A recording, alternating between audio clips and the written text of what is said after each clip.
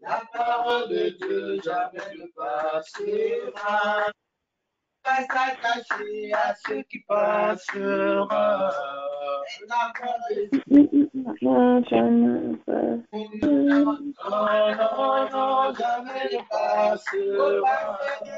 La parole de Dieu jamais ne passera. Non, non, non, non, jamais. Non, non.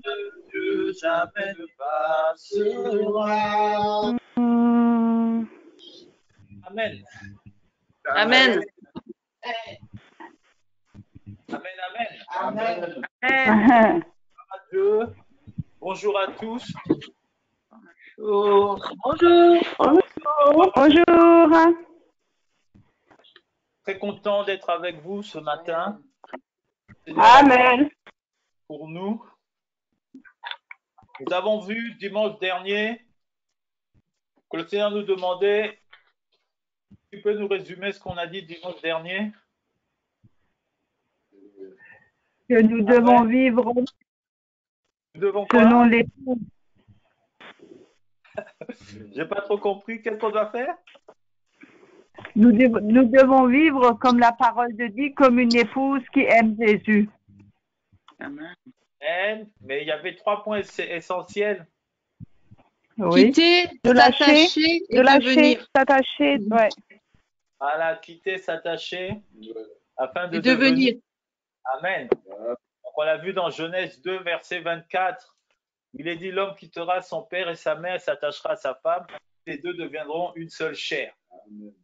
Donc très important de quitter, de s'attacher afin de pouvoir devenir. Et qu'est-ce qu'on devient une fois qu'on a quitté et que l'on s'est attaché au Seigneur? Nous devenons une seule personne avec lui, c'est-à-dire nous sommes son épouse et lui, il est l'époux. Amen. Amen. Et nous sommes donc appelés à vivre une relation, une relation d'amour avec le Seigneur. Amen. Amen. Et donc ce matin, nous allons parler de l'amour divin. Amen. Amen. Vous savez, dans l'Église, on parle souvent de beaucoup de choses, mais rarement on parle de l'amour divin. Le Seigneur nous a aimés. C'est ce que la Bible nous déclare. Que Dieu a tant aimé le monde qu'il a donné son Fils unique Jésus, afin que quiconque croit en lui ne périsse point, mais qu'il ait la vie éternelle. Amen. Amen. Donc, avant même la fondation de ce monde, le Seigneur Jésus-Christ nous avait aimés. Amen. Et ce matin, nous allons parler de l'amour divin. Mais avant ça, on va en parler une fois de plus, afin que la main du Seigneur puisse être sur moi et que je puisse les oracles venant de sa part et non pas de ma pensée. Amen. Prions. Amen. Père Céleste, je te bénis et te remercie une fois de plus, Seigneur, pour ce privilège que tu m'accordes de pouvoir transmettre ta parole, ta parole de puissance, Seigneur. Je ne suis qu'un homme fait de chair et de sang, mais toi, tu es le maître des temps et des circonstances, tu es le Dieu de l'univers tout entier, de ce qu'il renferme, et tu es à même, Père de gloire, Seigneur, de nous transmettre des oracles vivants ce matin. Nous voulons recevoir ta parole, afin, éternel de puissance, Seigneur, qu'elle puisse germer en nous, grandir et porter du fruit, Seigneur, du fruit qui te sera agréable, Père de gloire, Seigneur, et du fruit qui demeurera jusqu'à ton retour ici-bas sur la terre, Seigneur. Je ne suis qu'un homme, Père de gloire. Maintenant que ma chair se taise, que mes pensées se taisent, que tout ce qui est en moi fasse silence et que le Saint-Esprit soit seul maître de ces instants, afin que toi, Père de gloire, Seigneur, tu puisses parler à ton peuple, tu puisses l'édifier, tu puisses le remplir, tu puisses le nourrir et transformer, Père de gloire, Seigneur, car ta parole nous transforme, Seigneur. Elle est la vie, elle est la vérité, elle est la lumière sur notre sentier qui nous éclaire et qui guide nos pas, Seigneur. Nous brisons, nous cassons, nous détruisons tout ce qui n'honore pas ton nom. En cet instant, au nom puissant de Jésus, nous ramenons toutes nos pensées captives à l'obéissance de ta parole. Seigneur, ouvre nos oreilles afin que nous puissions écouter comme et que cette parole puisse porter en nous, Père de gloire, Seigneur, des choses bonnes, Père de gloire, Seigneur, pour notre salut, pour notre croissance spirituelle, pour notre connaissance et pour le service dans ta maison, Seigneur. Merci, Seigneur, pour l'onction de l'office, que tu déverses, Seigneur, sur moi, au nom de Jésus, sois au contrôle de toutes choses, Saint-Esprit. Béni sois-tu, tendre Père, au nom de Jésus, nous t'avons ainsi prié. Amen. Amen. Amen. Donc, vous voyez, nous sommes appelés à vivre une relation d'amour avec le Seigneur, une relation profonde d'amour. Mais ce qui se passe souvent, c'est dans la vie des chrétiens. Les chrétiens sont des enfants de Dieu, ils ont connu le Seigneur de fois pendant plusieurs années, mais ils ne vivent pas une relation profonde d'amour avec le Seigneur. Or, ce que Dieu attend de nous, c'est que nous puissions vivre une relation d'amour avec lui. Lui, il est prêt à vivre cette relation d'amour. De toute façon, c'est tout ce qu'il veut. Dieu n'a pas besoin de... en fait, il n'a besoin de rien, il se suffit à lui-même. Donc, nous n'avons rien à lui donner et rien à lui apporter, si ce n'est que de l'amour. Amen. C'est ce qu'il demande de nous et c'est ce qu'il attend de nous. Donc, on a vu dans Jean 3,16, nous dit que Dieu a tant aimé le monde qu'il a donné son Fils unique afin que quiconque croit en lui ne périsse point, mais qu'il ait la vie éternelle. Donc, maintenant, pourquoi nous, les enfants de Dieu, nous avons des difficultés à vivre cette relation d'amour avec le Seigneur? C'est parce que nous ne connaissons pas réellement qui est le Seigneur et quelle est disons, la forme ou la puissance de l'amour qu'il veut partager avec nous. Et cela est dû surtout, comme on a vu dans l'enseignement de dimanche dernier, cela est surtout dû au mode de fonctionnement de ce monde. Ce mode de fonctionnement que nous avons intégré, nous avons été formatés. Et donc, dans ce monde, les relations que les hommes tissent, que les hommes ont entre eux, hommes et femmes, femmes et femmes, hommes et femmes, femmes et femmes, hommes et hommes, etc., etc. Ce sont des relations intéressées, en fait.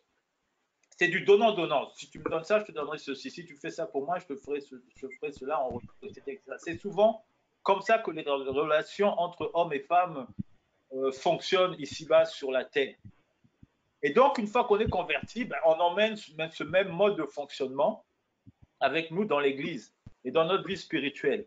Et on croit que Dieu fonctionne de la même manière. Voilà. Et donc, les enfants de Dieu, ils passent leur temps souvent à plus fixer leur regard sur ce que Dieu peut leur apporter plutôt que sur la relation à entretenir avec lui, la forme de relation à entretenir avec lui. Et ça, c'est un véritable obstacle pour vivre une relation d'amour profonde avec le Seigneur. L'obstacle, il est là. Parce que quand les gens viennent au Seigneur, très souvent, ces personnes viennent au Seigneur parce qu'elles ont des besoins. Là, il est légitime. On a des besoins quelconques. Que ce soit une maladie, on veut une guérison, que ce soit des problèmes financiers, on a besoin d'argent, que ce soit problème de chômage, on a besoin de travail, que ce soit problème de loyer, etc., etc. Donc, on vient au Seigneur pour une réponse à ces problèmes, trouver une solution à nos problèmes. Et donc, les gens, en fonction de ce mode de fonctionnement qu'on a eu dans le monde, ce qui fait que tant qu'on ne reçoit pas de la personne vers laquelle nous sommes allés en espérant recevoir quelque chose, et bien en retour, on ne donnera pas non plus. Vous voyez?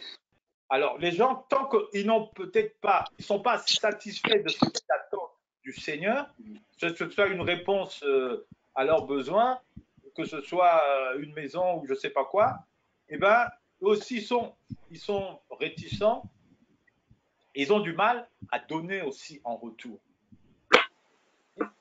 Et même souvent, une fois qu'ils ont reçu, eh bien, ils tournent le dos au Seigneur. Alors là, c'est encore un peu plus compliqué. Ouais? Donc, c'est ce qui met un frein dans la relation entre les enfants de Dieu et le Seigneur. Cette relation, normalement, qui doit être une relation d'amour. C'est ce que Dieu a voulu, parce que lui, il nous aime. Et lui, il n'a pas de limite à son amour. Amen. Donc, on ne doit pas vivre de cette manière. Lorsqu'on est chrétien, on ne doit pas vivre notre relation avec le Seigneur de cette manière. On doit la vivre différemment. On doit rechercher à vivre et à connaître l'amour de Christ dans nos vies. Amen. Amen. Amen. Gloire au Seigneur. Donc Jean 3,16 nous dit que Dieu nous a tant aimés qu'il a donné son Fils unique. Dieu nous a tant aimés qu'il a donné son Fils unique, Jésus-Christ, pour notre salut. La Bible dit même qu'avant même que nous ne le connaissions, lui, il avait donné son Fils pour nous. Il avait choisi de donner son Fils pour nous. Donc, c'est quelqu'un qui nous a toujours aimés et qui nous aimera toujours et dont l'amour ne cessera jamais. Et lorsque vous observez bien la relation que nous avons avec Dieu, vous voyez que Dieu passe son temps à nous donner.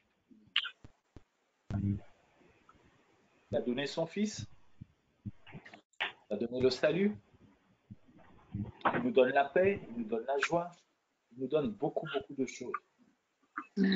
Et l'amour, c'est ça. L'amour donne. Amen. Retenons bien ça, l'amour donne. Et Dieu ne cesse de nous donner. Il nous donne la vie, il nous donne la santé ce matin, il nous donne la paix. Nous sommes dans un pays où nous sommes en paix, plus ou moins, même s'il y a le coronavirus qui est en train de faire un peu des petites grimaces là, mais nous au moins, nous sommes réunis et nous pouvons partager, communier avec le Seigneur ce matin. Donc l'amour, c'est donner. L'amour donne. Ça, c'est très, très important. C'est très, très important à savoir. Maintenant, lorsqu'on parle d'amour, il faut savoir aussi qu'est-ce que c'est que l'amour. Parce qu'il y a trois formes d'amour. Je vais me limiter là, mais je ne vais pas... comment expliquer ça? Il y a trois formes d'amour, en fait, que l'on cherche généralement. Donc, le premier amour que l'on connaît tous, c'est l'amour Eros. On appelle l'amour Eros. Eros qui vient du nom Eros, et Eros qui était le dieu, qui est le dieu de l'amour dans la mythologie grecque. Amen. Et de Eros vient érotisme, etc., etc.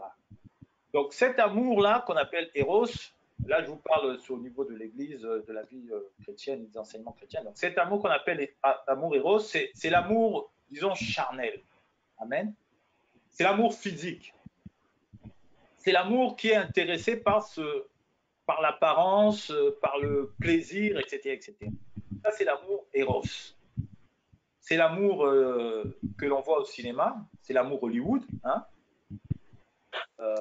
C'est l'amour Hollywood, c'est l'amour Bollywood.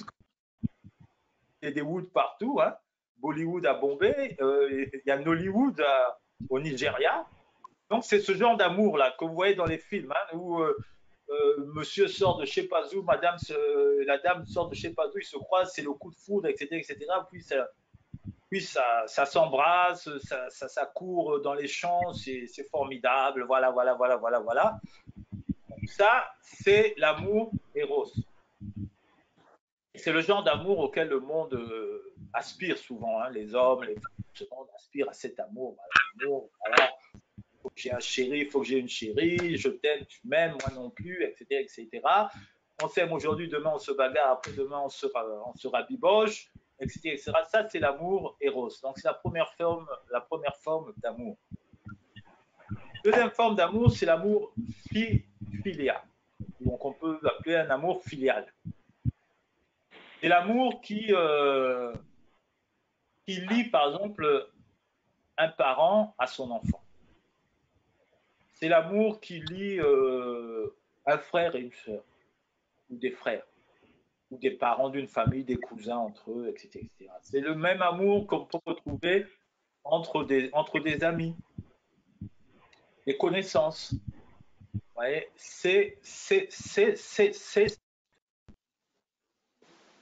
mais c'est complètement différent de l'amour divin. Amen. Amen. Ça, c'est la deuxième forme d'amour. Parce que dans cet amour, vous avez déjà eu des amitiés qui ont tourné à l'amour. Il y a des personnes que vous aimez très bien et puis qui un beau jour vous ont déçu de manière incroyable, vous ont trahi même. Donc ça, c'est l'amour au niveau charnel, au niveau... Et la troisième forme d'amour que l'on a, c'est ce qu'on appelle l'amour agapé. L'amour agapé que l'on attribue plus à Dieu, c'est-à-dire un amour divin, un amour spirituel, un amour sans intérêt, un amour inconditionnel, un amour parfait. Amen. Donc ça, c'est la troisième forme d'amour. Et c'est dans cet amour-là, c'est cette forme d'amour que Dieu veut que l'on puisse, avec cette forme d'amour, qu'on puisse avoir la relation avec lui soit entraînée par une forme d'amour. Vous voyez? Donc, quand tu es un enfant de Dieu, tu dois savoir faire la différence entre ces multiples formes, ces divers l'amour éros, l'amour philéa, l'amour agapé. Donc l'amour qui vient de Dieu est vraiment un amour désintéressé. Et c'est un amour qu'il manifeste pour ton intérêt. Amen. Ça, c'est très important à ça. Et donc, on va voir un peu ce que c'est que cet amour. Donc c'est un amour tellement profond, c'est un amour qui, comment dire, en fait, on ne peut pas le décrire, mais ne peut le connaître que les hommes et les femmes qui sont nés de nouveau. Amen. Amen. Je peux connaître cet amour dans sa profondeur que les hommes et les femmes, c'est-à-dire les enfants de Dieu. Par contre, cet amour est ressenti aussi par les hommes du monde entier. Parce que Dieu aime tous les hommes. La Bible dit que Dieu ne souhaite pas la mort. Ceux qui ne sont pas enfants de Dieu, Dieu ne souhaite pas la mort. Mais il veut qu'ils puissent être sauvés, qu'ils se convertissent et qu'ils soient sauvés. Donc, Dieu fait ressentir cette aussi, sous une certaine limite, si je peux le dire, aux hommes et aux femmes de cette terre. Parce que Dieu a mis dans le cœur de chaque homme la pensée de l'éternité, comme on dit. Et il a inscrit les tables de sa loi dans le cœur de chaque homme. Aucun homme ici-bas sur terre n'a cette connaissance de Dieu. Nous avons tous cette connaissance de Dieu, mais de manière inconsciente pour certains. Nous qui sommes enfants de Dieu, nous savons que Dieu est là, qu'il nous aime et qu'il existe, etc., etc. Ceux qui n'ont pas Dieu ont cette connaissance sans savoir qu'ils l'ont en eux. Parce que Dieu a mis en eux la pensée de l'éternité. Et Dieu a inscrit les tables de sa loi, c'est-à-dire les 10 commandements de la loi sont inscrits dans le cœur de chaque être humain. C'est pour ça que vous voyez que dans ce monde, quel que soit l'endroit où vous vous trouvez, quel que soit le continent où vous êtes, vous verrez que les lois qui régissent tous les pays du monde sont à peu près semblables. Vous verrez que les lois qui régissent tous les pays du monde, même les pays non chrétiens, par exemple, le vol est condamné, l'adultère est condamné, etc. etc. Les meurtres sont condamnés. Et ça, c'est ce qu'il y a dans la loi de Moïse, des 10 commandements. Tu ne tueras pas, tu ne voleras pas, tu ne mentiras pas, tu ne convoiteras pas. Ouais. Et donc, comme Dieu a placé ces choses dans le cœur des hommes, donc il arrive que les païens, deux fois, ressentent cet amour, enfin pas des fois, ils le ressentent, et parfois arrivent même à l'exprimer d'une certaine manière. Quoi qu'ils ne connaissent pas Dieu, comme nous le connaissons. Parce qu'ils n'ont pas encore un accès plein à la vie de Dieu, qui n'ont pas donné leur vie au Seigneur Jésus-Christ. Ouais, mais il arrive que des païens manifestent cet amour de Dieu d'une manière surprenante des fois. Soit par écrit, pardon, par des textes, où ils disent leur amour pour Dieu, ou des choses comme ça, ou soit par la musique.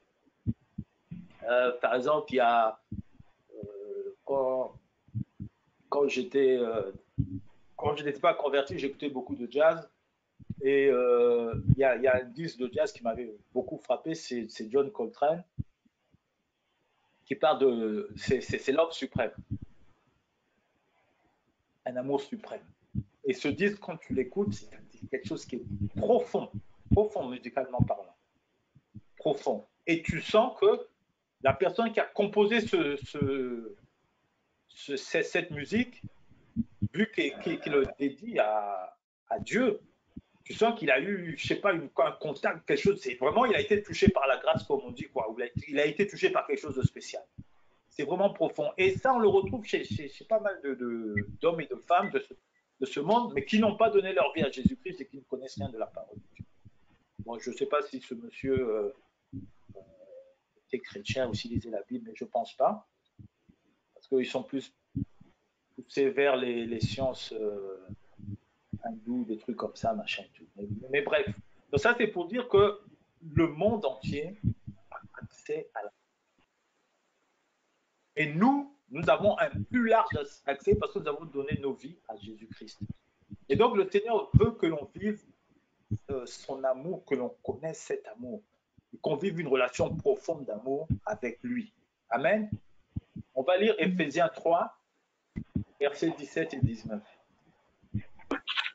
17 à 19. Éphésiens 3, versets 17 à 19.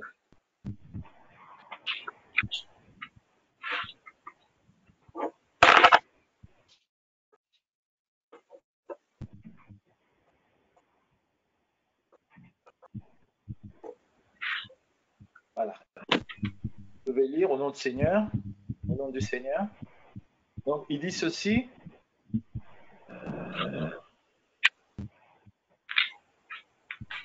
Je vais lire à partir du verset 17.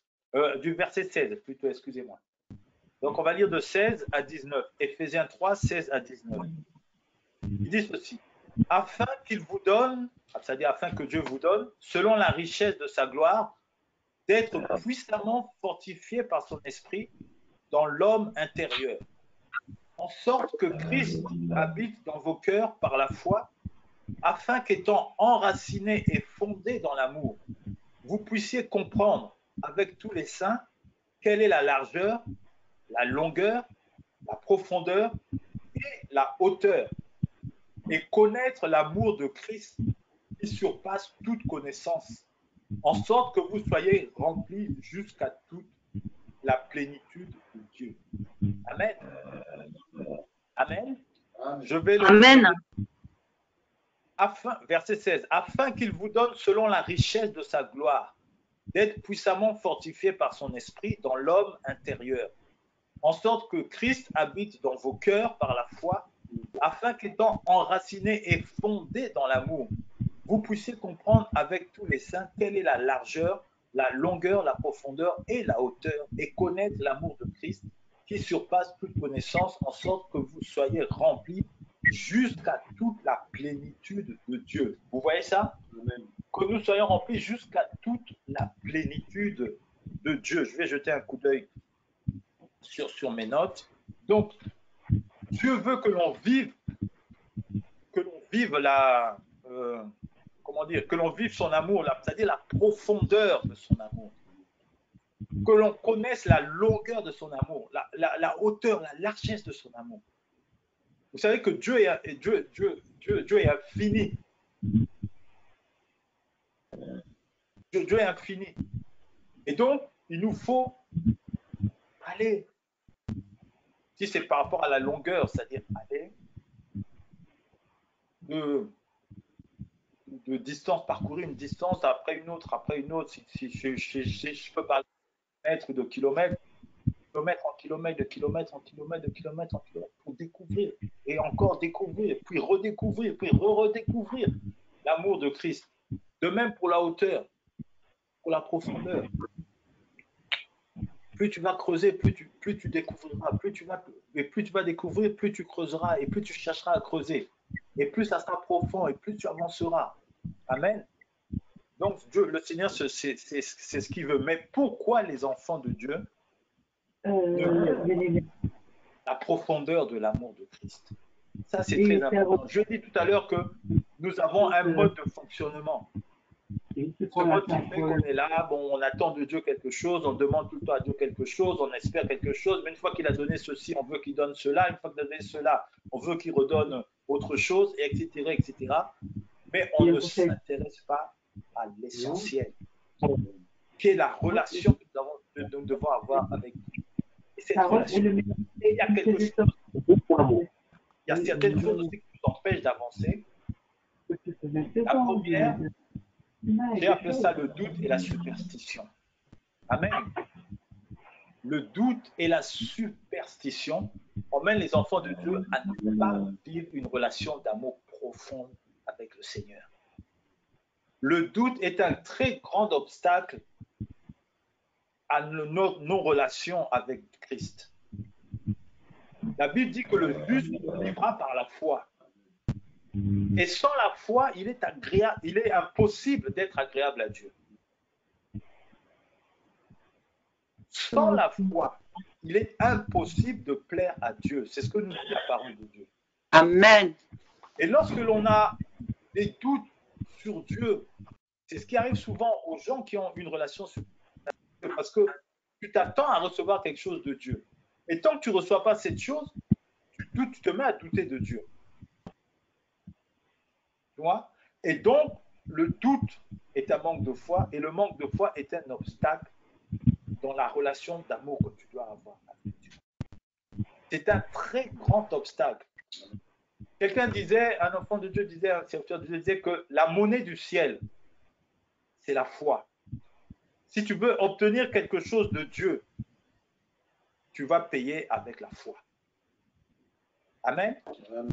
Amen. Voilà pourquoi la foi est très importante dans la vie d'un enfant de Dieu. Sans la foi, il est impossible d'être agréable à Dieu. Mais nous avons vu dimanche que la foi vient de ce qu'on entend. Et ce qu'on entend vient de la parole de Dieu.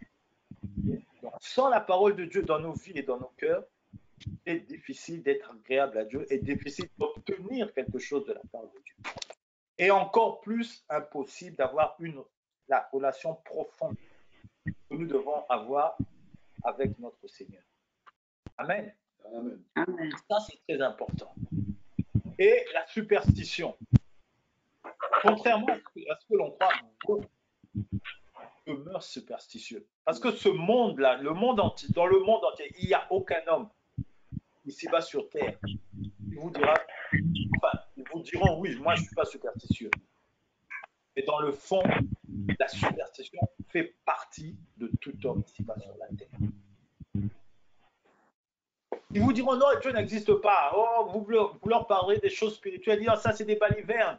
Oh, ça c'est pour les rêveurs, etc., etc. Mais il n'en demeure pas moins qu'il reste des personnes superstitieuses. Si vous prenez, on peut prendre par exemple l'exemple de la France. C'est un pays où les gens se disent athées. Moi je suis athée, Dieu n'existe pas, on croit dans la matière, des trucs comme ça. Mais c'est un pays dans lequel les voyants et les croyants, il y a même des chaînes de télévision où l'on voit des voyants qui sont en train de dire aux hommes et aux femmes qui les appellent. Vous voyez, la superstition fait que certains enfants de Dieu ont un mode de fonctionnement de superstition. La superstition, ils sont superstitieux et ils croient qu'avec Dieu ça fonctionne. Et ça, c'est un frein pour la relation qu'ils peuvent avoir d'amour avec Dieu. Vous voyez, la superstition, moi j'ai découvert la superstition lorsque j'étais encore gamin. J'étais gamin, nous sommes des enfants, on vivait à Paris. Et quand on sortait, quand on allait s'amuser, il y avait un garage. Il y avait un garage où on répare des voitures et tout, dans lequel on entrait, et on entrait dans les voitures en panne, là, on s'amusait dans les voitures. Bon, les propriétaires du garage nous laissaient faire. Ils étaient sympas, je ne sais même pas pourquoi ils nous laissaient. Donc on entrait dans les voitures et tout. Et un jour, dans une voiture, on a trouvé une médaille de Saint-Christophe. Je ne sais pas si vous connaissez Saint-Christophe. C'est ce jeu-là aussi que j'ai connu qui est Saint-Christophe. Donc, c'était une médaille ronde à peu près comme ça, un diamètre comme ça, et aimantée. Donc, c'était collé au tableau de bord de la voiture. Et donc, on a pris ça, on ne sait pas ce que c'était. Et quand on est sorti du garage, donc on était sur le trottoir, là, on voit un ami à nous qui arrive. Un ami à nous arrive, là, le machin de Saint-Christophe. Alors il regarde ça, il voit ça, Saint-Christophe, machin et tout. On peut le vendre. Je dis, ah ouais, on peut le vendre. C'est la première fois qu'on a eu à faire un business. Donc on était sur le trottoir, il dit, ah ouais, on peut le vendre. On dit, bon, ok, bah, vends-le si tu peux le vendre. Et sur le trottoir, nous étions, il y avait des messieurs qui parlaient. Et il s'est mis à arrêter les messieurs. Monsieur, je vends à Saint-Christophe, vous voulez pas? Je vous assure qu'il y a, après peut-être 3 ou 4 messieurs comme ça, il y a un monsieur qui a acheté le Saint-Christophe. Et à 10 francs à l'époque, on était gamin, 10 francs, donc c'était beaucoup d'argent. Il nous a donné un billet de 10 francs. Saint-Christophe, selon la mythologie catholique, c'est le patron des chauffeurs. C'est-à-dire que quand tu as Saint-Christophe dans ta voiture, il te protège des accidents. Il est censé être protégé des accidents. Alors, dès qu'on nous a donné les 10 francs, gamin qu'on était, on a pris les 10 francs, on a plus couru dans le garage pour chercher d'autres Saint-Christophe. On a plus couru dans le garage pour chercher d'autres Saint-Christophe pour se faire de l'argent. Bon, je ne sais même plus si on en avait trouvé ou pas. Mais bref, donc j'ai appris que Saint-Christophe protégeait les chauffeurs et on pouvait vendre des Saint-Christophe et garder de l'argent et gagner de l'argent. Et vous voyez combien les gens sont superstitieux. Et après, plus tard, dans ma réflexion en tant que gamin, je me suis dit, mais c'est bizarre quand même. Saint-Christophe, il protège les gens des accidents, mais la voiture dans laquelle on avait trouvé le fameux Saint-Christophe était accidentée. Vous voyez la superstition? Donc, Saint-Christophe va me protéger, mais malgré ça, j'ai quand même des accidents. Et donc, les hommes et les femmes ici-bas fonctionnent selon la superstition. Et on emmène ça encore dans l'Église. Donc, en tant qu'enfant de Dieu, on se dit que Dieu, il doit fonctionner un coup, oui, ça marche, un coup, ça ne marche pas. Bon, bref, on est à cheval, quoi. Donc, on ne comprend pas tout, on ne cherche pas à comprendre. C'est simplement que, voilà, bon, il y a quelqu'un qui est censé nous bénir. Bon, s'il ne nous bénit pas, c'est un peu bizarre. Il faut peut-être que je change de Saint-Christophe ou que je change de manière, etc. Mais on ne comprend pas que Dieu veut d'abord avoir une relation profonde d'amour avec nous. Amen. C'est ça le plus important, la relation d'amour entre Dieu et toi. Alors maintenant, aujourd'hui que tu entends ce message, sache que tu dois cultiver une relation d'amour entre Dieu et toi. Amen. Amen. En fonction de nos besoins, machin et tout, Dieu y répondra. Mais ça, ce n'est pas le plus important. Ce n'est pas le plus important parce que Dieu est capable de tout. Il n'y a rien ici-bas sur terre ou bien, je ne sais pas, dans le terre que Dieu ne peut pas faire. Il n'y a rien. Il est omniscient. Donc, quel que soit ton problème, quelles que soient tes difficultés, quelles que soient tes interrogations, il n'y a rien que Dieu ne peut pas solutionner pour toi. Et ce qui intéresse Dieu, c'est la communion que tu dois avoir avec lui. Ça, c'est quelque chose que tu dois mettre en priorité dans ta vie. C'est le plus important. Il n'y a rien de plus important d'autre que ta relation avec Dieu. Dieu peut répondre à ton problème, il peut le solutionner aujourd'hui à 15 heures et demain à 15 heures, tu quittes ce monde. Amen. Ça t'aura servi. Amen. Quoi ça t'aura servi? Dieu peut te régler un problème d'argent aujourd'hui, même important, comme ce n'est pas permis. Et demain, une fois que tu auras cet argent, tu tournes le dos à Dieu, tu tournes le dos à Dieu. Vous savez, nous, à l'église, quand j'étais à Brazza, il y a des frères qui venaient à l'église. Voilà, j'ai un problème, j'ai un marché, j'ai introduit un dossier bureau machin pour recevoir un marché de l'État, pour pouvoir fournir ceci et cela, etc. C'est beaucoup d'argent. Priez pour nous. Et on prie, on jeûne, on jeûne. Comme disait le pasteur, une fois, le frère, il a eu son marché. Dès qu'il a eu, il a disparu de l'église. Il a disparu de l'église. Et un jour, le pasteur était à l'arrêt du bus, il attendait le bus, il y avait beaucoup de gens, machin, et puis il voit le frère qui passe en voiture. Et le frère voit le pasteur dans sa voiture neuve, il salue le pasteur. Salut, pasteur. Oh, il continue. Vous voyez? Ça te servira à quoi? Quand tu n'as pas compris les choses, tu penseras avoir gagné. En fait, tu es perdant. Parce que l'or et l'argent appartiennent à Dieu. Si Dieu peut te donner un marché de, je ne sais pas, 1 million aujourd'hui, demain il peut t'en donner un de 10 millions, t'en faire gagner un de 10 millions, de 50 millions, de 100 millions, même d'1 milliard. L'or et l'argent appartiennent à Dieu. L'argent que vous voyez entre les mains des milliardaires de ce monde-là, c'est Dieu qui le met entre C'est Dieu qui le met entre leurs mains. C'est sa propriété. Amen. Donc, rechercher ce monde-là, on en a besoin, oui, mais ce n'est pas le plus important. Soigne ta relation d'amour avec Dieu.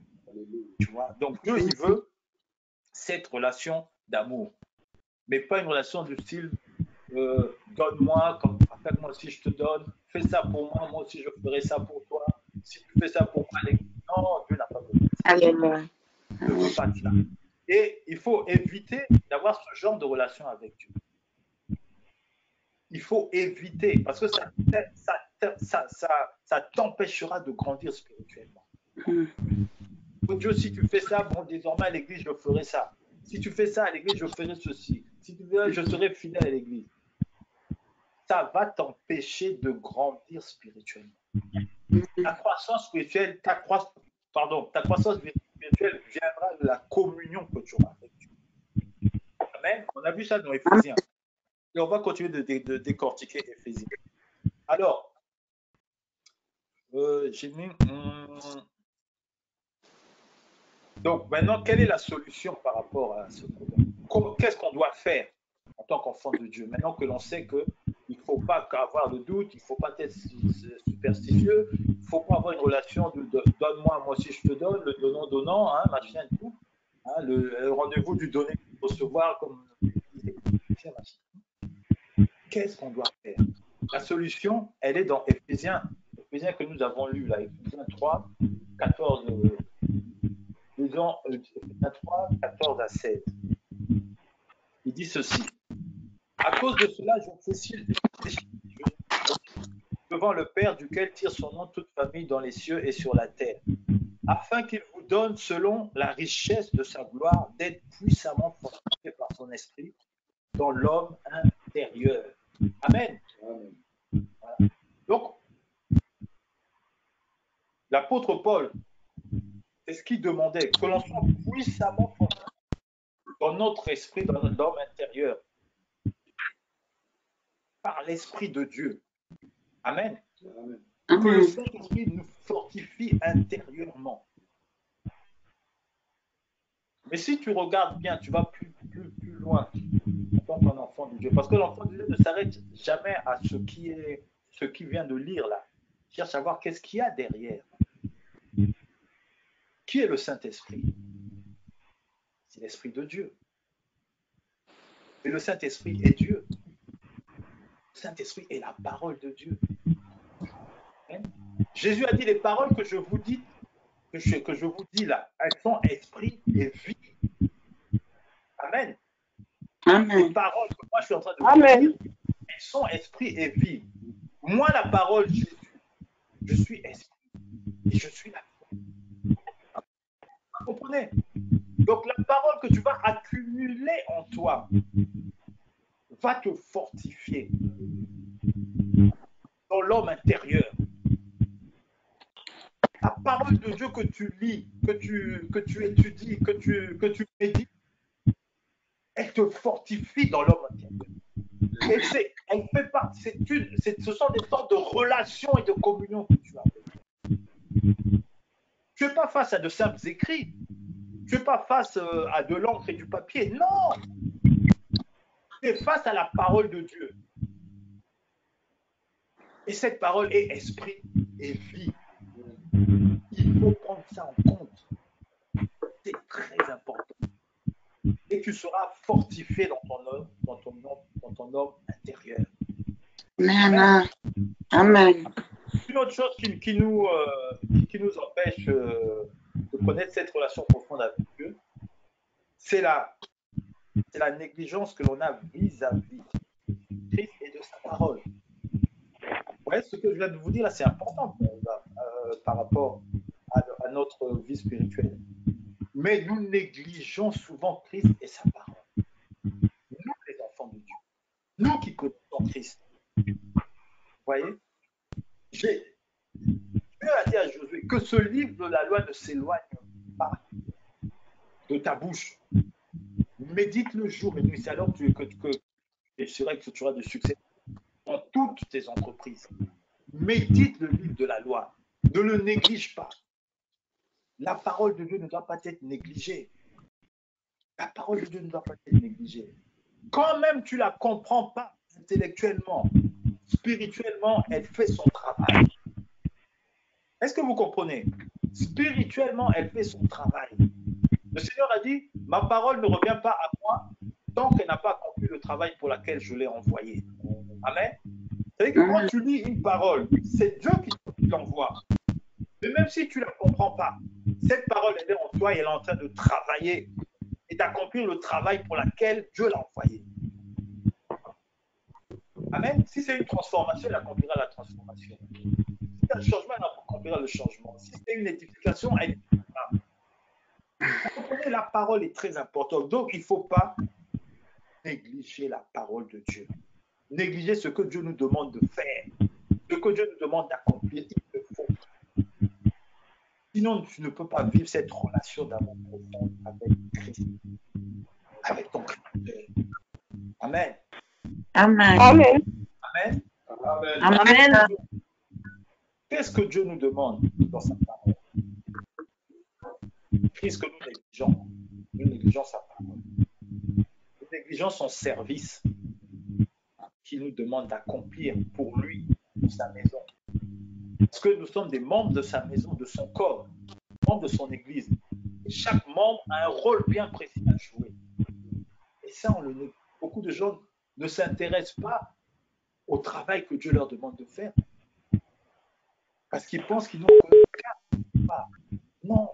Nous devons donner. L'amour donne. Nous avons un travail à faire dans la maison de Dieu. Nous avons un travail à faire vis-à-vis des frères. Amen. Et des sœurs. Quand je parle de l'église, je parle de l'église universelle. Et vis-à-vis des païens aussi. Leur apporter la parole. Nous devons prier pour les malades, etc. Tant qu'il y aura cette négligence-là, il est difficile de vivre l'amour, une relation profonde d'amour avec Dieu. Très difficile. Parce que Dieu, de la même manière qu'il nous aime, de la même manière qu'il aime les hommes et les femmes qui sont dans le monde, même ceux qui ne le connaissent pas. Amen. Amen. Très important. Donc la solution, elle est laquelle? Quelle est la solution par rapport à ce problème? C'est de pratiquer la parole de Dieu. Amen. De la lire, de prier, de servir, de partager, de communier entre frères et sœurs, la communion fraternelle, d'évangéliser, etc., etc. Amen. Amen. Donc c'est Éphésiens 3, verset 17. Qu'est-ce qu'il nous dit?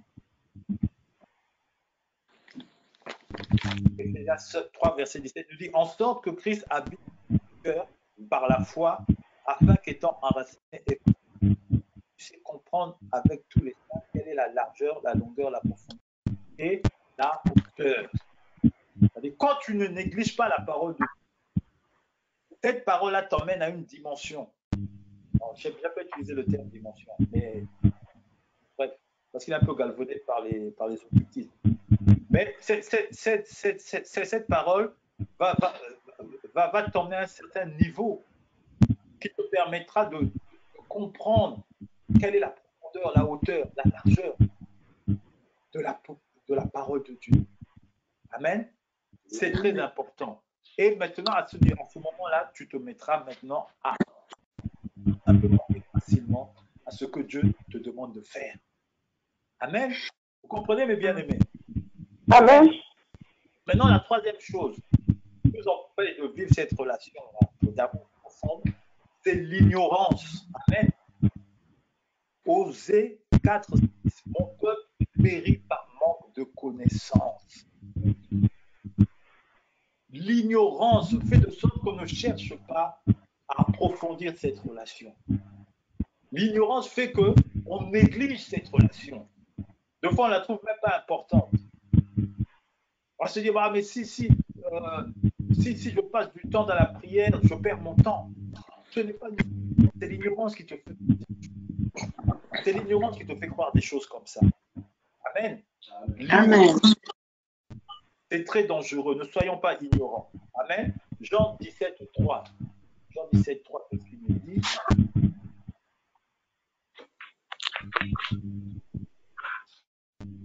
Jean 17. Voilà, il dit ceci. Or, la vie éternelle, c'est qu'ils te connaissent, toi le seul vrai Dieu, et celui que tu as envoyé, Jésus-Christ. Amen. Vous voyez ça? La vie éternelle après laquelle nous courons tous, c'est que nous puissions connaître Dieu, lui, le seul vrai Dieu, et celui qu'il a envoyé, Jésus-Christ. Mais on le connaîtra comment?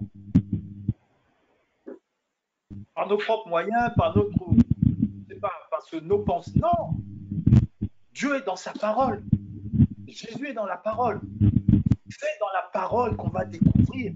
C'est la connaissance qui va nous permettre de connaître quel est ce Dieu-là qui nous a aimés et que nous servons. Amen. C'est très important. Et la vie éternelle se trouve dans la connaissance. La vie éternelle, c'est que tu connais, toi le seul vrai Dieu, et celui que tu as envoyé, Jésus-Christ de Nazareth. Bien-aimés, ne nous fatiguons pas, ne nous lassons pas à chercher à connaître, à lire la parole de Dieu, à écouter des enseignements, à mettre en pratique la parole. Ne nous lassons pas, parce que la vie éternelle se trouve dedans. Amen. Amen. Amen. Amen. Amen. La solution maintenant se trouve dans Éphésiens 3, 18. Il dit, afin que vous puissiez comprendre avec tous les saints quelle est la largeur, la longueur, la hauteur, et connaître l'amour de Christ qui surpasse toute connaissance, en sorte que vous soyez remplis jusqu'à Dieu. Amen. Le secret, c'est la connaissance. Cherchons à connaître. Cherchons à apprendre. Vous savez, Dieu, je crois que je l'ai dit dimanche dernier, ne se comprend pas intellectuellement. C'est pour ça que ça ne sert à rien de dire, mais moi, je n'ai pas fait d'études, je ne peux pas faire la Bible, etc. Non, Dieu se révèle à nous. Amen. Lorsque tu te mets à Dieu discerne en toi un désir, une soif de connaissance. Et lui, il va te révéler. Ce n'est pas ton intellect, c'est pas ça, non. L'Esprit de Dieu qui est en toi va te révéler ces choses. Amen. Et c'est ça qui va te faire. Amen. C'est pour ça qu'il ne faut pas négliger. Même quand tu lis la Bible, tu ne comprends pas. Ce n'est pas un problème. Toi, tu as soif de connaître. Mais un jour, tu vas te rendre compte que tu connais ces choses. Que tu les comprends. Sans même savoir comment ça s'est fait. Amen. Parce que le Saint-Esprit va te révéler ces choses. C'est lui qui va te faire grandir. La croissance, elle est toujours, je vais dire, invisible. D'une certaine manière. Quand un enfant naît, entre 1 an et 2 ans, tant que tu es devant cet enfant-là, tu n'as pas l'impression qu'il grandit. Lundi, il est comme ça, il est le même. Mardi, il est le même. Mercredi, il est le même. Jeudi, etc. Ainsi de suite, depuis des semaines. Et c'est souvent quand un étranger arrive, il regarde, ah, mais le bébé, il a grandi. Le bébé, il a grandi. Amen, mais toi-même, tu ne te rends pas compte. La croissance spirituelle, c'est pareil. C'est pareil. Les gens te diront, ah, mais ma soeur, mais ce que tu viens de dire là, c'est profond. Mais ce que tu viens de dire là, mais tu as appris ça où? Le Saint-Esprit est là. C'est parce que tu as cherché à connaître Seigneur. Amen. Donc ne soyons pas des chrétiens lambda. Soyons des véritables enfants de Dieu. Et qui est le véritable enfant de Dieu? Celui que Dieu cherche. Jean 4, versets 22-24.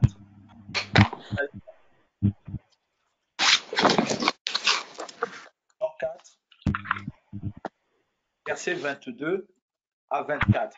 Et quand Jésus était avec la femme samaritaine, alors la femme samaritaine dit à Jésus, nos pères ont adoré sur cette montagne. Verset 20.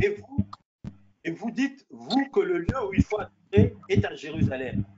Femme, lui dit Jésus, crois-moi, l'heure vient où ce sera ni sur cette montagne, ni à Jérusalem, que vous adorerez le Père. Vous adorez ce que vous ne connaissez pas. Nous adorons ce que nous connaissons, car le salut vient des vifs. Mais l'heure vient, et elle est déjà venue. Les vrais adorateurs adoreront le Père en esprit et en vérité. Car ce sont là les adorateurs que le Père demande. Dieu est esprit.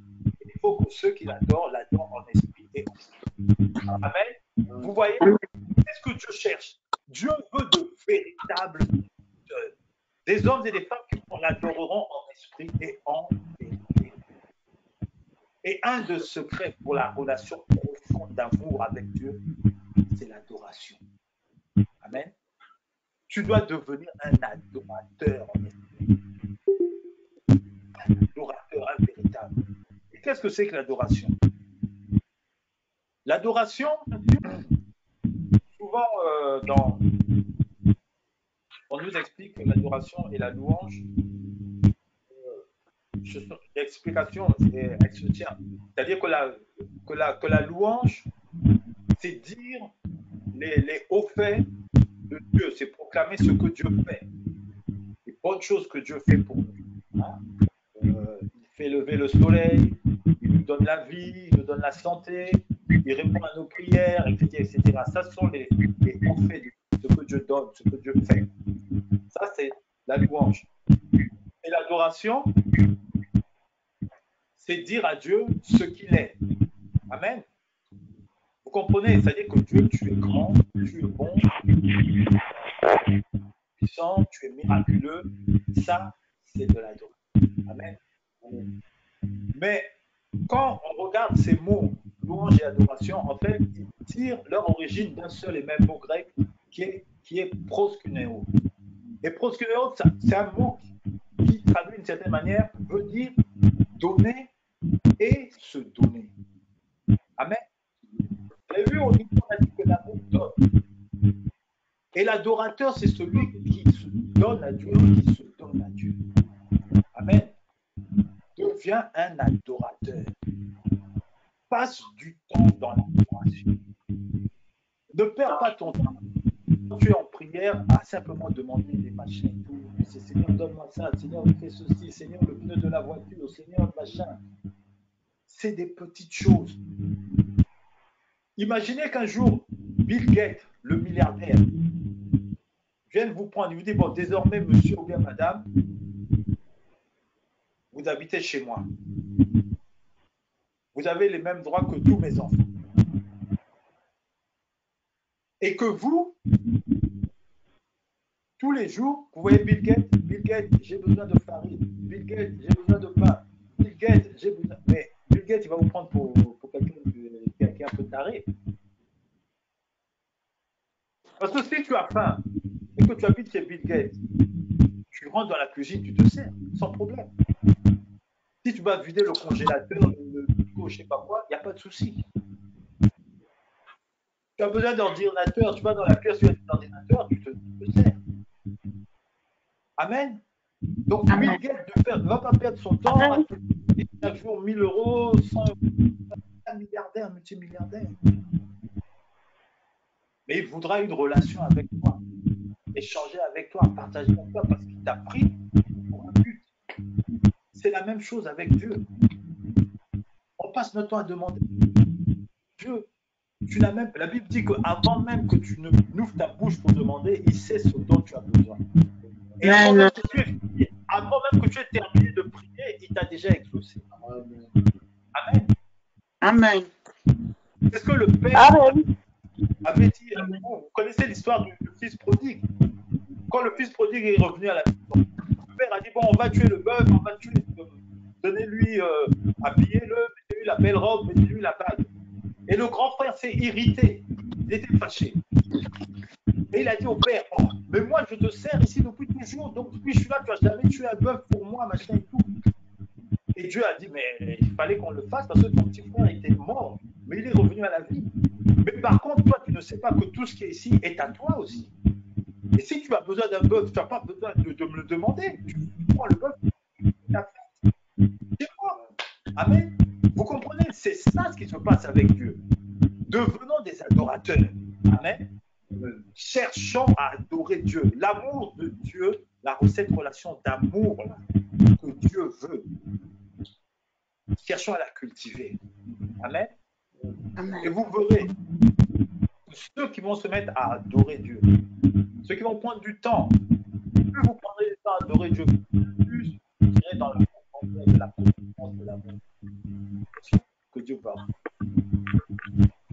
passer 2 heures, 3 heures dans l'adoration, dans les chants, dans les cantiques, dans les actions de grâce, sans vous lasser, sans vous fatiguer. Amen. Dieu est amour. L'amour, c'est Dieu. Tu veux connaître l'amour, va à la rencontre de Dieu. Si tu veux être aimé, va à la rencontre de Dieu. Deviens un adorateur en esprit et en vérité. Amen. Amen. Là, vraiment, mais ça sera une grâce d'entretenir cette relation avec Dieu. Tous ceux qui le font savent à peu près ce que c'est. Ils ne veulent pas vivre autre chose. On va remercier le Seigneur, bénissons-le pour sa parole et demandons-lui vraiment de transformer le cœur, de faire de nous de véritables adorateurs, ceux qui cherchent, des adorateurs qui l'adorent en esprit et en vérité. C'est l'adorateur que Dieu cherche. Prions. Éternel Tout-Puissant, vraiment nous te bénissons et te remercions pour ta parole. Ton amour, Père de gloire, Seigneur, est plus fort, Père de gloire, Seigneur, que l'amour de femme, plus fort que la mort, Père de gloire, Seigneur, qui me suit de tout. Cet amour, des femmes qui t'adorent en esprit, agir constamment dans nos vies, afin de transformer, Père de gloire, Seigneur, cette vie spirituelle dans une relation profonde d'amour entre Père et Fils, Adonai, Shama, Jéhovah, Jireh. Nous te supplions, Père de gloire, Seigneur, de mettre en nous, Père de gloire, Seigneur, le désir de te connaître, de rechercher ta face, Père de gloire, Seigneur, matin, midi et soir, Père de gloire, Seigneur, de communier avec toi, Père de gloire, d'une manière profonde, de manière désintéressée. Il y avait sa mort, toi qui nous a aimés le premier et qui ne cessera de nous aimer, Père de gloire, Seigneur. Donne-nous, Père de gloire, Seigneur, cette forme de connaissance, Père de gloire, Seigneur, qui nous permettra, Père de gloire, Seigneur, de voir, Père de gloire, Seigneur, la profondeur, la hauteur, Père de gloire, Seigneur, la largeur, Père de gloire, Seigneur, de cet amour, Père de gloire, Seigneur, dont tu nous as aimés. Cassons, Père de gloire, Seigneur, la puissance de la doute, Père de gloire, Seigneur, dans nos vies, la puissance de la superstition, la puissance, Père de la négligence, dans le nom merveilleux de Jésus, et nous pouvons remporter des grandes victoires avec toi. Merci, Père de gloire, Seigneur, toi qui as été approché. Et chaque bobo, sataya, machetaya, makebrobo, babaya, marabakele, pécheur irrésolu, approché de moi, Père de gloire, Seigneur, nous voulons nous dépouiller, Père de gloire, Seigneur, de tout ce qui nous éloigne de toi, Père de gloire, Seigneur, de tout ce qui, Père de gloire, Seigneur, met un frein, une barrière entre toi et nous, Père de gloire, Seigneur. Nous renonçons à l'orgueil, nous renonçons à la négligence, nous renonçons, Père de gloire, Seigneur, à commander, Père de Tout-Puissant, Seigneur, des bénédictions, car tout ce qui est à toi est à nous, c'est ta parole qui le dit, tout ce qui t'appartient nous appartient, et tel tu es, tel nous sommes, Père de gloire, Seigneur. Voilà pourquoi nous une relation profonde d'amour avec toi et remporter de grandes victoires en ton nom. Sois béni, sois élevé, sois exalté et glorifié. Tu nous transformes, Père de gloire, en gloire, Père de victoire en victoire, dans l'adoration, Père de gloire, dans la louange, dans la recherche de la connaissance de ton nom et de ta parole.